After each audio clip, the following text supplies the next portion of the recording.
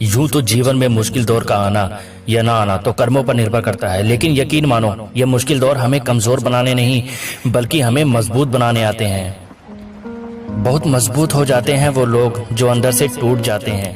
अक्सर मैंने जिंदगी से उदास, दुखी और परेशान लोगों को अपनी किस्मत पर रोते हुए और तकदीर को कोसते हुए देखा है। इस पर एक बात कहना चाहूंगा। लोग कहते हैं वक्त बुरा चल रहा है, किस्मत ही खराब है। अरे जनाब, कभी अपने कर्मों पर भी नजर डालो। कब तक यूं वक्त और किस्मत को कोसते रहोगे?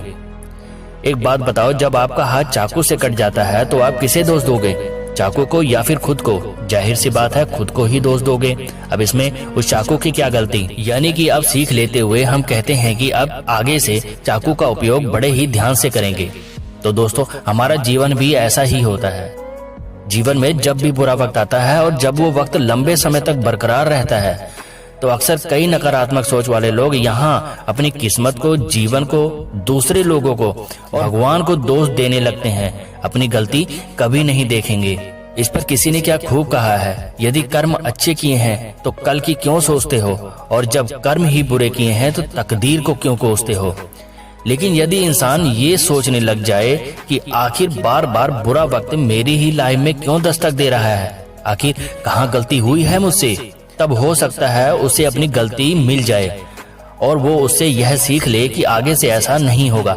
लेकिन कई बार ऐसा भी हो रहा होता है कि लाख कोशिशों के बाद भी हमें वो घटना याद नहीं आ रही होती जब हमने किसी के साथ जाने या अनजाने में गलत किया हो और हमें ही नहीं पता होता कि हम उसके साथ गलत कर रहे हैं या गलत कर चुके हैं।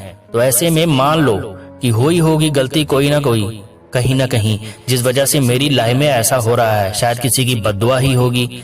इसलिए जीवन में कभी किसी का बुरा ना करो, हमेशा अच्छे कर्म करो, क्योंकि परछाई साथ छोड़ सकती है लेकिन कर्म कभी पीछा नहीं छोड़ते।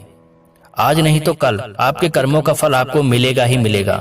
अपनी इच्छाओं को सीमित रखो, क्योंकि इससे हमारा मन हमारे अधीन रहता है और जीवन में सुख शांति बनी रहती है।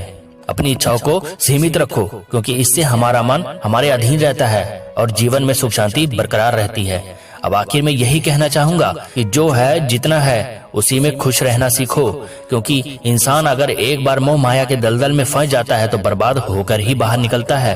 कहते हैं वक्त की मार जब पड़ती है तो उसमें आवाज नहीं होती, लेकिन उसकी गूंज जिंदगी भर सुनाई देती रहती है। जीवन में हर काम ईमानदारी से करो, किसी के भी हिसाब किताब में कोई बेईमानी ना करो, क्योंकि हिसाब किताब के इस मामले में जब वक्त देने पर आ जाए तो हिसाब नहीं रखता और जब लेने पर आ जाए तो लिहाज नहीं रखता।